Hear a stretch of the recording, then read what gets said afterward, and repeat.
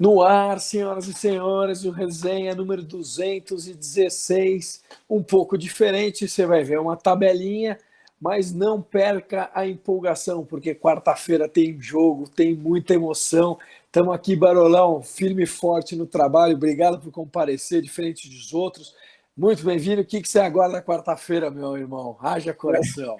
Diogo, o nosso amigo Caio, parece que o coração dele não resistiu, ele está internado. Eu sou supersticioso, mano. Mas tem um recado dele daqui a pouco aqui. Cara, eu tô muito empolgado, velho. Eu acredito, depois da vitória contra o Fluminense, meio que ali na Bacia das Almas, o time cansado. Eu acho que pela primeira vez eu vi o São Paulo cansado, acho que pensando no Grêmio, né? Pensando na quarta. Exato. Não faltou perna, mas eu acho que o time tá cansado. Mas eu acredito, cara, uma vitória simples leva para os pênaltis. Eu acredito que o jogo de lá mostrou que o São Paulo tem condição de ganhar, tinha condição de ter vencido lá, podia ter vencido lá, não conseguiu fazer os 2 gols. Os 2 gols que não fez contra o Grêmio, fez contra o Fluminense. Contra o Fluminense, o São Paulo não criou nada, criou muito pouco, teve muito pouca chance clara de gol e fez os 2 gols. Pode acontecer a mesma coisa no Morumbi. Você pode criar 2 chances de gol, está classificado para a final. E para minha surpresa, o Palmeiras também morto de cansado, com muita dificuldade para pegar o América. Não me surpreende nem um pouco uma final de Copa do Brasil, São Paulo e América, por que não? Nem eu. Falou e disse, cara. Do nosso lado aqui, vamos mandar um recadinho do nosso amigo Caio, que você falou e debater muito aí sobre esse jogo do Fluminense, o que vem pela frente, e quarta-feira, óbvio, nosso grande foco aí. Produção, manda um recado do nosso amigão aí. Então, por uma questão de internet, tô fora de casa, não vou conseguir gravar o resenha com os meus parceiros, mas por uma questão de superstição, que eu não sou muito supersticioso, estou eu aqui com a camisa preta em semana de Copa do Brasil, conforme combinado com vocês. Semana passada a gente inventou Saturno, tal, não sei o que, deu ruim. Essa semana não tem curé. Vamos São Paulo!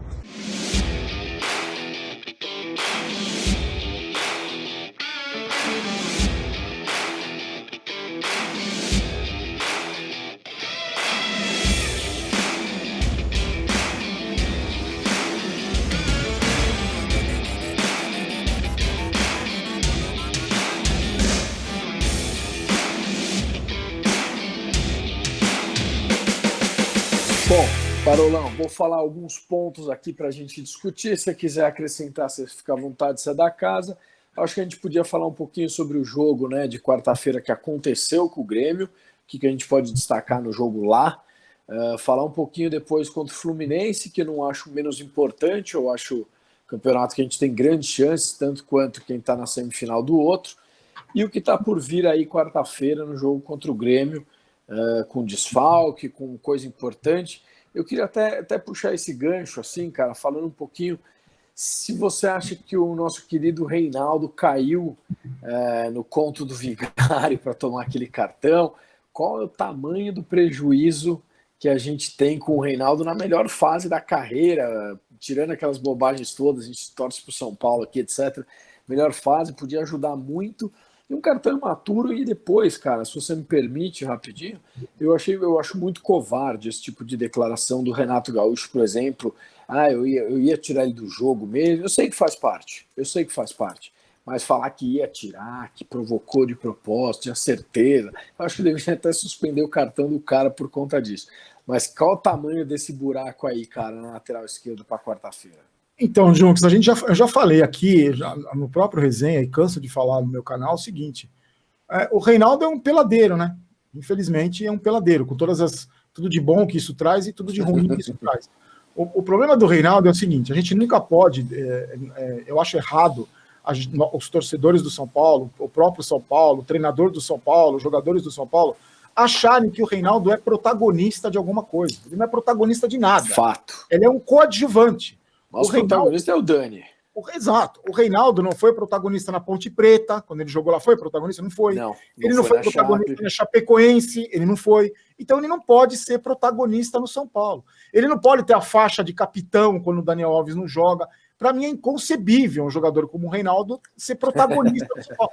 E outra coisa... Batedor de pênalti. Não, o batedor de pênalti até pode ser que ele bate bem pênalti. Melhor assistente do campeonato. Não tem ninguém que bate melhor. Porque ele cruza 600 bolas, né? Exato. Se não for ele, ninguém vai ser mais assistente, porque é só ele que cruza. O que eu acho é o seguinte, Um jogador da experiência do Reinaldo, um jogador que tem a bagagem que ele tem, que segundo o Diniz é um dos líderes do São Paulo, o cara tomar um cartão amarelo desse, muita gente inclusive comentou comigo que a gente tem que punir o Reinaldo. Porque é de uma infantilidade barra infantilidade gigantesca, cara. É coisa que se a gente ia pegar no pé do Brenner, se o Brenner com 20 anos tomasse um cartão desse, a gente ia cobrar do Brenner. Sim. O cara não pode tomar um cartão amarelo do jeito que ele tomou, estúpido, infantil, de um peladeiro, de um cara que um jogo vai fazer 3 assistências e 2 gols de pênalti, e no outro vai tomar um cartão desse, no outro o gol saiu do lado dele.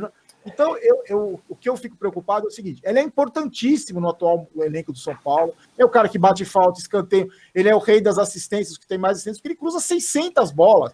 E quem você iria no lugar dele, hein, Barulho? Então, eu acho que agora o momento não é de inventar muito, coloca o Léo Pelé lá. Não inventa muito, vai colocar quem? O Tietê, aí vem inverter o Juan Fran, que já jogou na esquerda quando o Guaraná com rolha. Não dá para fazer isso, não improvisa, vai no o Léo Pelé, no trivial. O Léo Pelé eu acho jogador fraco, como o Igor Vinícius é fraco.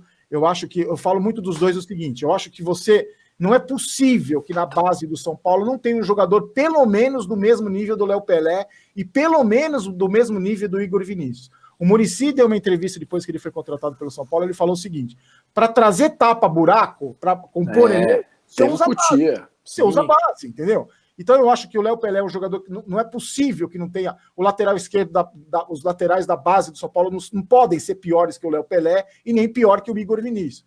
Mas nesse momento o Léo Pelé é o que a gente tem, é o lateral esquerdo, a função dele é lateral esquerdo. Então tem que ser colocado o cara lá. Não vai cruzar com as 300 bolas do Reinaldo, não vai. Eu acho que no setor defensivo o Léo Pelé pode ser um pouco melhor que o Reinaldo, se bem que o Reinaldo estava bem nos últimos jogos na parte defensiva. Contra o Atlético ele foi bem, contra o Grêmio até a hora do gol ele estava bem também. Como um todo, estava jogando bem. Mas o prejuízo do São Paulo nesse esquema de jogo dos laterais apoiam, do Diniz, os laterais jogam aberto, ele é fundamental, ele é importantíssimo. Sem dúvida. Por isso que dá ódio do cartão amarelo que o cara tomou. E também acho, né, Barulho, que agora chegou a hora de separar os homens das crianças, porque assim é um grande teste, né, cara? Você vê um Grêmio cascudo, um Grêmio chato também, tudo, qualquer falta os caras simulam, fazem todo um tipinho, põe a mão na bola, você vê que assim, cara, agora é hora de ter um pouco de calma também, é o que você falou, acho que tem que ser o trivial, uma peça por outra, encontrar primeiro 1-0 ali para ficar tranquilo e ter o placar como se fosse um 0-0, né, depois de 1-1, e cara, eu acho que assim, o São Paulo tem tudo para passar. Eu acho que você viu, óbvio que você viu, a gente viu no outro jogo, cara, que por 2 caprichos, a gente não faz 2 gols lá, não diria encaminhar nada, porque é muito cedo, mas, pô, ia colocar o Grêmio numa situação horrorosa, e assim, criou, é o que você falou, cara, eu acho que por uma questão de situação, não vão ser todas as bolas que vão entrar, por exemplo, você viu contra o Fluminense, a gente vai falar um pouquinho, mas eu acho que contra o Grêmio lá a gente mostrou força, cara, e tem que cair não pode cair nessa questão da catimba, porque o Grêmio é um time copeiro, é um time que gosta disso, de arranjar confusão, e você viu como é que foi o jogo, né? Então... Eles vêm preparados para isso, né, Dilson? O objetivo dos caras é esse. E ainda mais com uma vantagem, você imagina que o Diego Souza vai cair, você imagina que os caras vão cair na área, vão se jogar, que o Kahneman vai bater, que o Renato Gaúcho vai pressionar juiz, você imagina. A gente sabe que o esquema de jogo do Grêmio é esse. O Grêmio tem um grande time, tem um treinador que está lá há mais de 4 anos, ele perde jogador, ele recupera com a base, os desfalques ele se vira. Eu acho que um dos grandes méritos do Renato Gaúcho é proteger o elenco dele. O elenco dele nunca está em evidência, ele que está da cara a tapa, ele que puxa toda a responsabilidade, ele que cria todas as cortinas de fumaça para tudo em cima dele. Toda a entrevista coletiva ele arruma treta com o jornalista gaúcho. Tudo. Ele tem esse grande mérito. Enquanto ele está lá brigando, enquanto estão xingando a filha dele, a Portaluppi, com foto de biquíni, os jogadores estão lá, concentrados, o foco está todo fora desses caras, está tudo em cima do treinador. E sabe trabalhar o ego dos caras, né, também. Ó, e eu morei no Sul 1 ano, morei em Porto Alegre 1 ano. E lá é muito dividido, é metade, gremista e colorado. É uma guerra, é um negócio que eu nunca vi nada igual. E o perfil do Grêmio é esse. O perfil do Grêmio, assim, desde a época do Filipão, é provocador, é brigar com a imprensa, sempre foi. esse estigma de nós época de Arce, todos esses caras. Nós contra todos, e aqui o Sul contra o mundo, sempre foi desse jeito. E o Renato Gaúcho, que para mim simboliza muito o futebol do Grêmio, muito o que é o Grêmio, na essência do Grêmio, como o Muricy representa o São Paulo, com certeza. Representa o São Paulo, o espírito do Muricy, para mim, é muito a cara do São Paulo. O Renato Gaúcho é a cara do futebol do Grêmio. Então, não podia ter um adversário mais chato para ter uma desvantagem do que o Grêmio. Porque eles sabem administrar isso, sabem. Com um toque de carioquês, né? Da malandragem. Exato, da malandragem, exato. E aí você vê, na entrevista coletiva do Renato depois do jogo, o que ele mais valorizou não foi o jogo, não foi o resultado. Ele falou: a gente precisava ganhar. O importante era ganhar, justamente para isso, para ir com essa vantagem, para vir com essa vantagem para São Paulo. Só que é o que você falou, teve chance para ganhar o jogo. Eu acho que o futebol do Grêmio foi muito abaixo do que eu esperava, pessoalmente eu esperava, apesar de alguns desfalques, eu esperava um Grêmio muito mais forte. Aqui é outro jogo, é uma decisão de mata-mata da qual o São Paulo não está acostumado a chegar. Eles também têm desfalques, né, Barolo? Tem desfalque também, o Jeromel não joga. Tem problema, o Maicon só vem pro banco, talvez. Exato. O Alisson calma lá. O Alisson jogou contra o Atlético Goianiense, jogou bem, eu vi. Exato. Nos momentos que eu vi, talvez ele seja uma opção que eu acho um jogador perigoso para puxar contra-ataque. Ele vai ser um jogo dificílimo. Mas também, final de Copa do Brasil, e o São Paulo com vantagem de um gol. A gente não espera moleza, mas eu acredito que dá para passar. Porque lá no Sul mostrou que tinha condições de ganhar. Teve chance para ganhar. Não foi dominado, não foi também acho. Não foi. Não jogou mal, nada disso. Pelo que a gente viu no primeiro jogo, tem tudo para reverter. Só que tem uma coisa que me preocupa muito, e eu queria saber a sua opinião: o cansaço dos jogadores.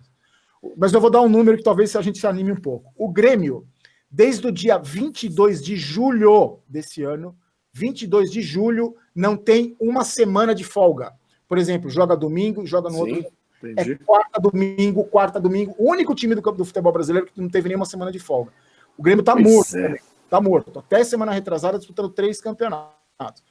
O São Paulo, apesar da excelente preparação física que a gente está falando aqui, elogiando há tanto tempo, eu achei que contra o Fluminense cansou. Contra o Fluminense, o Daniel Alves estava cansado. O Luciano, para mim, estava morto de cansado. Pois é. Os jogadores sentiram. O Diniz, eu acho que foi bem, porque ele fez as substituições cedo e conseguiu manter o mesmo padrão ali. Você não acha que o cansaço pode atrapalhar um pouco nessa reta final aí? Não só para o jogo de amanhã, para a reta final do Brasileiro.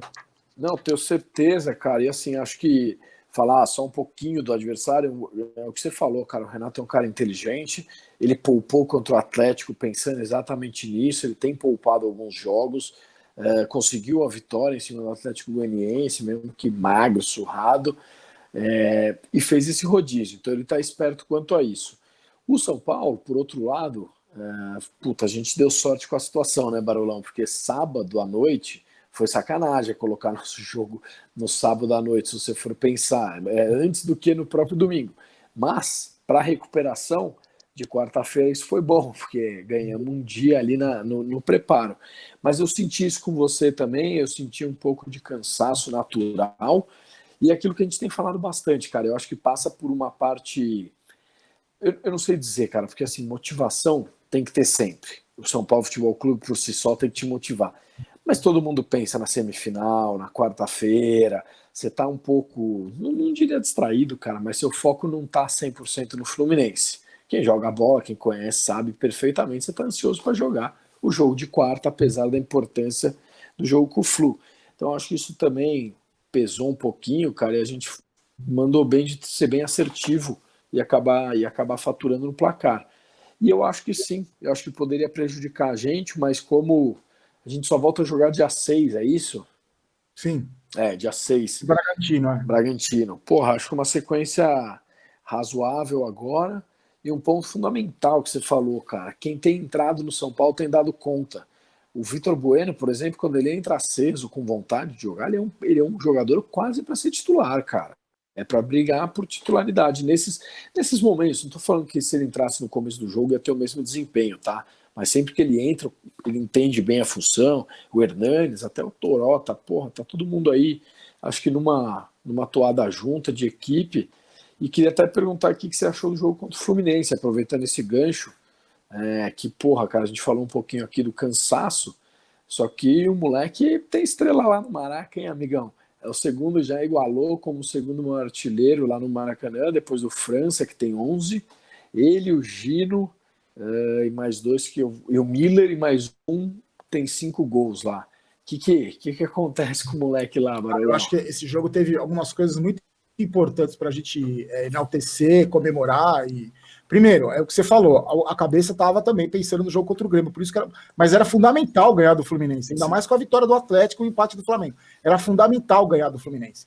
Eu achei que foi legal, um ponto muito positivo foi o Diniz não ter poupado ninguém, foi com a força máxima, mesmo com o cara pendurado, mesmo que foi com a força máxima, só tirou o Juan Fran, que já é um senhor, né? Eu só não gosto, só me incomodou um pouco o seguinte, o Diniz falou que na entrevista que ele deu depois do jogo contra o Grêmio, ele falou, eu vou ver se eu vou poupar, se não vou, eu vou conversar com os jogadores para ver o que... Para mim não tem que conversar com ninguém, não tem que conversar com o jogador. Você pega o Igor Gomes, que tem quase 50 jogos na temporada, se você perguntar para um menino de 20 anos se ele quer jogar ou não, ele vai falar que quer. Ele quer jogar, independente. Se o cara tá pronto para se lesionar, se tá estourado, se tá, ele não quer nem saber. Vai falar sempre sim, né? Exatamente. Sempre sim. Pega um jogador mais malandro, eu falo, me poupa desse, eu tô pensando contra o Flamengo, tá me dando uma dor aqui no adutor. Cara, tem que chegar pro médico, pro fisiologista, pro Luan, ele tem condições.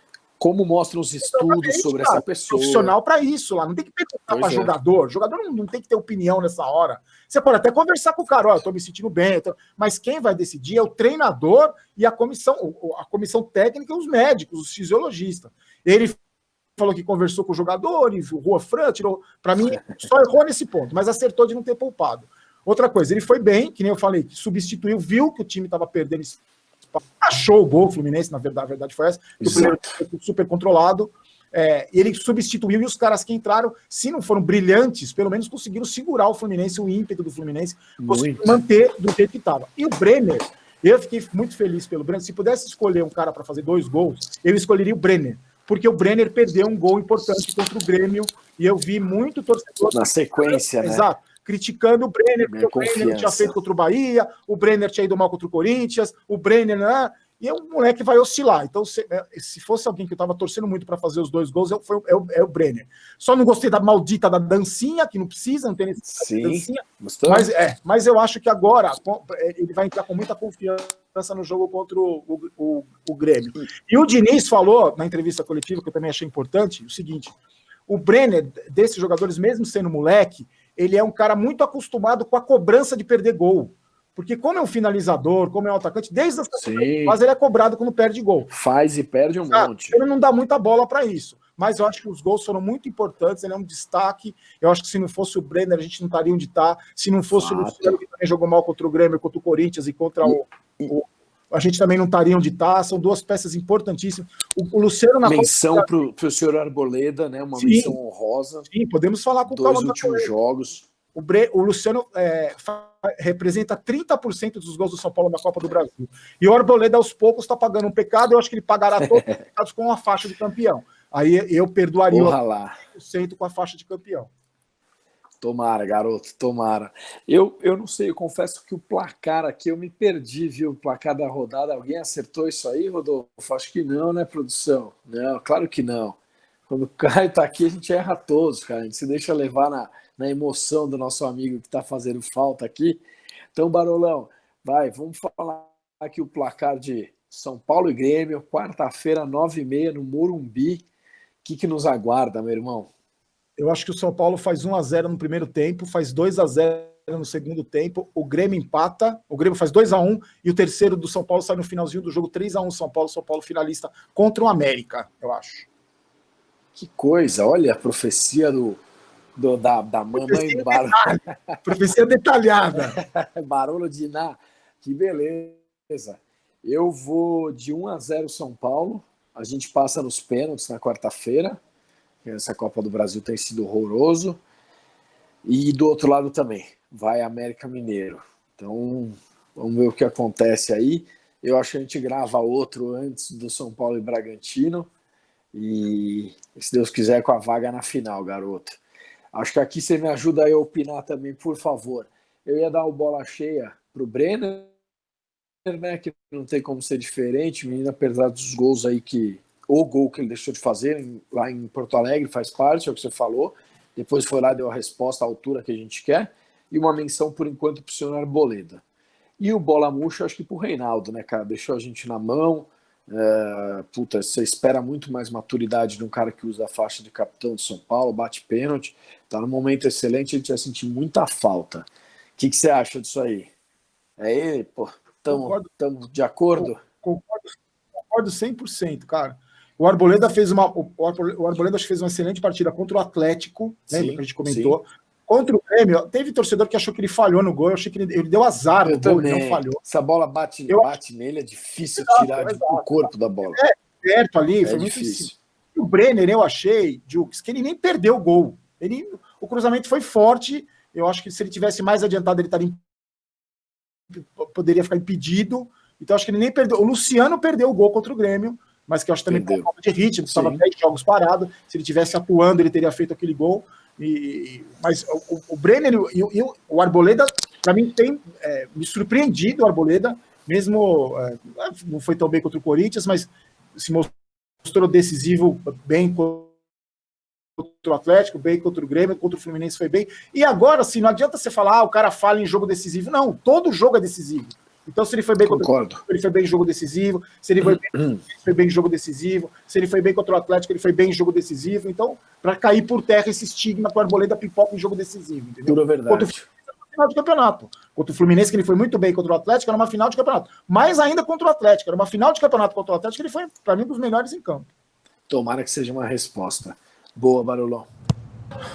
Hoje aqui, desfalcados de Caio, passeando no mundo afora. Onde estará Caio sem conexão? Barolo, não posso imaginar local mais inóspito do que uma ilha paradisíaca.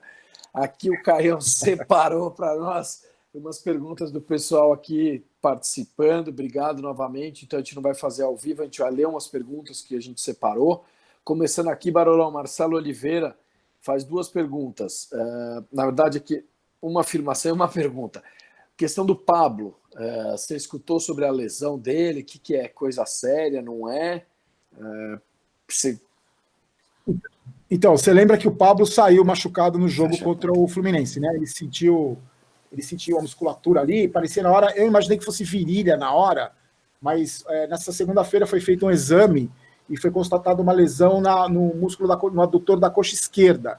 Então ele não deve jogar contra o Grêmio e a gente fica com... Ainda bem que o Luciano está 100%, né? A gente fica tranquilo, né? Que ele não joga contra o Grêmio. Músculo adutor da coxa esquerda. Porque o problema é o seguinte, se o Luciano não joga, como não jogou contra o Atlético, o Diniz foi com o Tietê. Mas, por exemplo, se precisa de um atacante, só vai ter o Trellis e o Carneiro, né? Sim. Um homem de área, o Toró. O Toró não é de área. Mais pelos lados ali, né? Concordo. O Pablo já não vai jogar amanhã, então eu acho um desfalque, um reserva que desfalca a gente, que pode ser importante, porque o São Paulo vai precisar de gol. Então, é um desfalque. Muita gente está pegando no pé do Pablo com toda a razão. Nossa, eu também pego.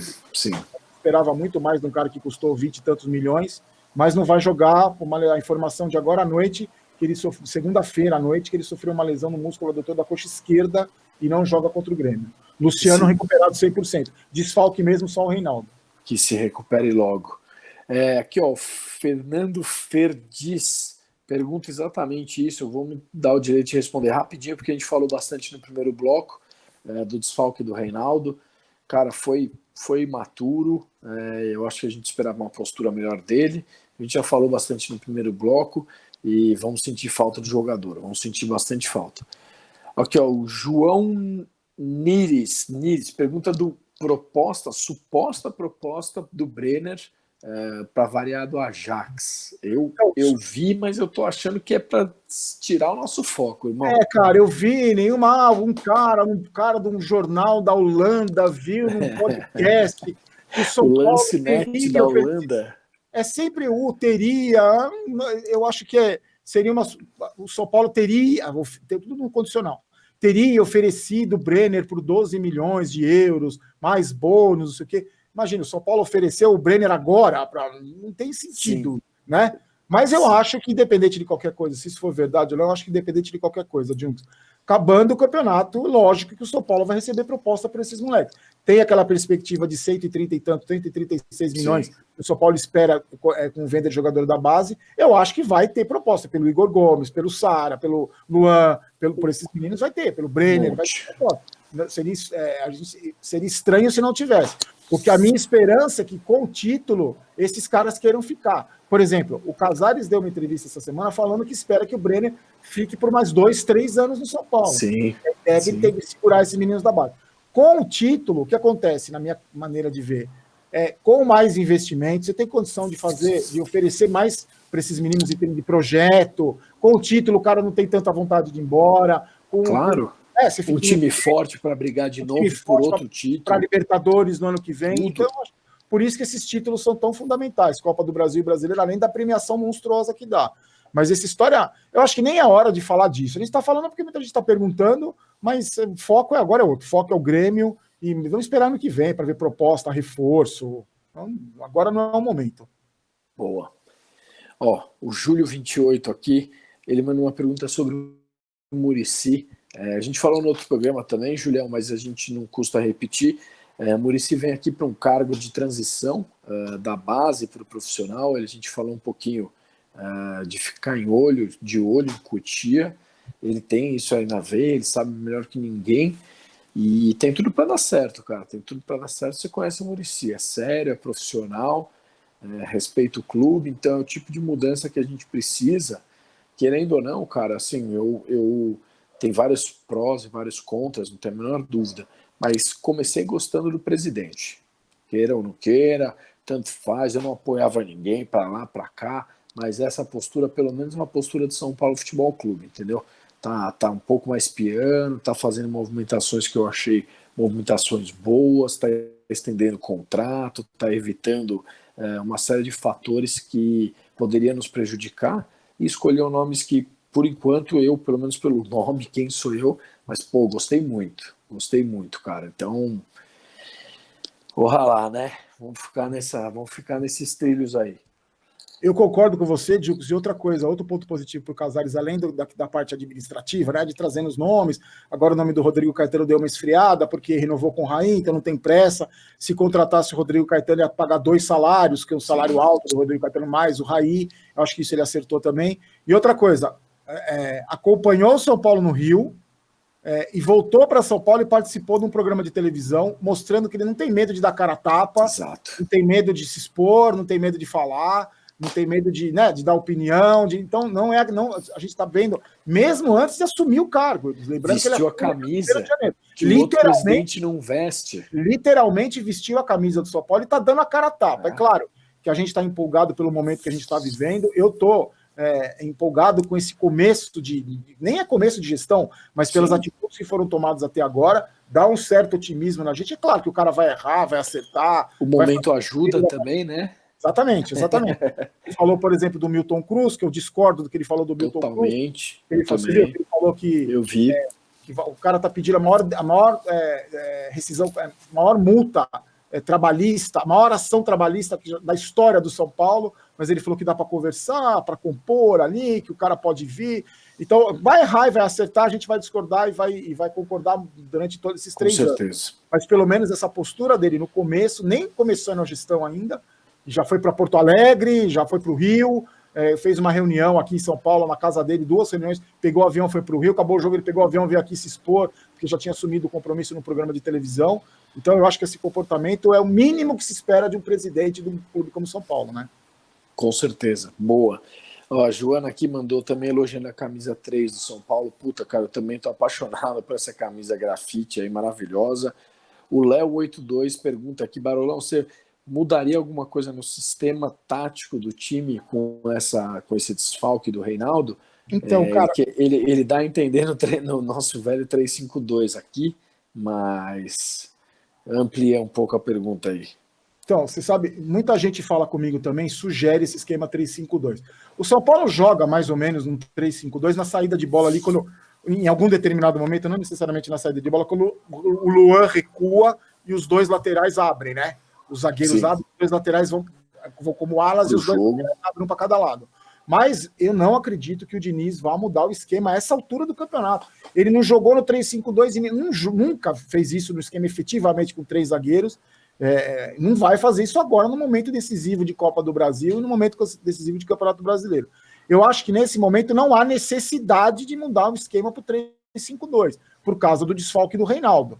Eu acho que você colocando o Léo Pelé ali, você vai perder na parte ofensiva, porque o Reinaldo no apoio ele bate escanteio, é o cara da bola parada, é o cara que, né, mas vai perder nesse aspecto. Na marcação, acho que fica mais ou menos no mesmo nível. Então, eu não vejo motivo para a gente inventar agora um esquema de jogo que jamais foi utilizado durante um ano, desde que o Diniz chegou em outubro, novembro do ano passado. Então, vai de Léo Pelé, vai no simples. Acho que dá para ganhar do Grêmio jogando do mesmo jeito que vinha jogando até agora. Boa. E tem uma última aqui, cara, para a gente encerrar. Acho que os dois podem responder. Eu acho que a gente falou um pouquinho, não no último, no penúltimo programa, mas o pessoal perguntando sobre a permanência ou não do Raí, se acontecer um título, né? Então a gente viu que o Pássaro já é carta marcada, certo? Já bateu asas. E o Raí, cara, é um cara que pelo menos está mostrando comprometimento, integridade, aceitou o compromisso de continuar um pouco mais. E é o que eu falei, na minha humilde opinião, cara, eu manteria mais um ano com quem conseguiu, se assim for, vamos com calma, muita humildade e respeito ao Grêmio, tirar o São Paulo da fila ou no Brasileirão. Eu acho o seguinte, Junks, se você for fazer uma análise fria, o Raí errou muito mais do que acertou. Muito mais do que acertou. Até agora, né? Até agora ele errou muito mais do que acertou. Pois é. Se o São Paulo for campeão dos 2 campeonatos, ou campeão de um, se conseguir o título... De um. Vamos supor, conseguir o título, já vai minimizar muito o número de erros dele e a gente vai salientar o número de acerto, porque o número de acerto fez com que o time conquistasse um título. O principal deles ter batido o pé para manter o Fernando Diniz no cargo. Isso foi mérito do Raí, porque até o Leco queria tirar o Raí. Não tirou, né, porque se ele quisesse tirar também tirava, mas ouviu o Raí. Então, eu acho que tem mérito de todo mundo se o São Paulo for campeão, inclusive do próprio Leco, que manteve o Raí e aceitou a manutenção do Diniz. Tem que bater palma para o Leco também. Então, quem que acha que quem que acha que a gente tem que pedir desculpa para o Diniz, para o Raí, tem que pedir desculpa para o Leco também.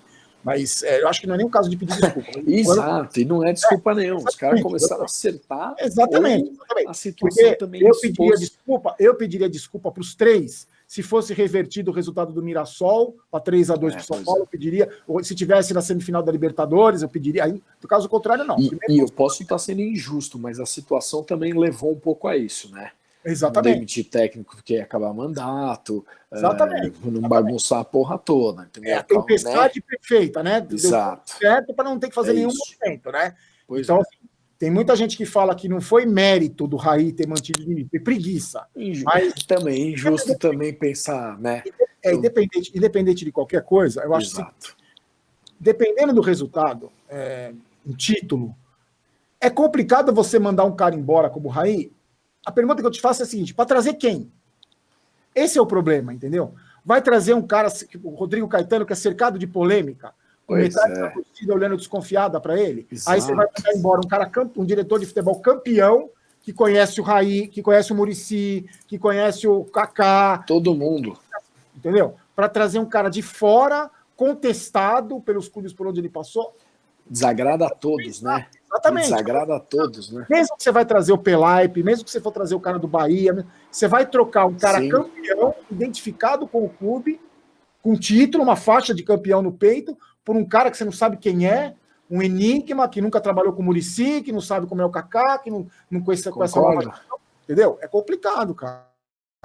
Eu acho que dor de cabeça desnecessária. Deve se estudar muito, sim, a permanência do Raí, porque eu acho que mesmo que não consiga o título da Copa do Brasil, tem grande chance de ser campeão brasileiro, é o grande favorito ao ser campeão brasileiro, então eu acho que tem que se pensar muito bem na manutenção para o Raí pro ano que vem. Muito bom, muito bom. É isso aí, gente. Obrigado aí pela participação. Na próxima estamos ao vivo, ao vivaço, equipamento novo aí que a produção prometeu. E obrigado aí pela participação, pelas perguntas, senhores. Abraço. Muito bom, Barolão, parceiro. Obrigado pela tabelinha. Estamos aqui nessa véspera de decisão, coração na mão, ansiedade a 1000. Dedica aí seus abraços, seus alôs e mensagens, talvez, para o mundo afora aí, Marolão. Cara, vamos com confiança com tudo amanhã. Meu abraço é para todo torcedor São Paulo que está confiante. A grande maioria do São Paulo acredita que dá para vencer, que dá para passar pelo Grêmio. E eu acho o seguinte, mesmo que, sei lá, aconteça uma tragédia, a gente não passe pelo Grêmio, não é motivo para desespero. O São Paulo tem 7 pontos na frente do Campeonato Brasileiro, num ano dificílimo. 3 meses atrás o time estava num buraco danado, então eu acho que o momento é muito bom, independente de qualquer resultado amanhã. O momento é muito bom do São Paulo, com essa nova presidência, eu acho que a gente tem motivo de sobra para acreditar no título brasileiro, na nova gestão que vai começar no dia 1º de janeiro, e por que não na partida contra o Grêmio. Então é força total, confiança total, e a gente aproveite esse momento, desfrute desse momento que é a palavra da moda, vamos curtir. Quem sabe terça-feira que vem a gente está com todo mundo junto e comemorando uma classificação para uma final de campeonato de Copa do Brasil, pô. Deus te ouça, Marolão, e os deuses também. Então, eu assino embaixo o abraço pro Tricolor, aproveitem, segura coração, mandar um abração pro Caio aí, aproveita também, my friend, sai dessa daí. E pro Marcelinho, que fez 2 meses, Marcelo Pastore Junqueira, tá voando, talismãzinho, que continue assim, garoto. Vamos que quarta-feira é nós, Marolão. Fiquem com Deus, gente, abraço. Valeu, galera, abração. Frango, tender, massa, um peixe, um bife. Você fala, que isso? Você faz o Roland Garros, um pouquinho de cada. Você faz o Grand Slam, você fica rodando para um pouquinho de cada.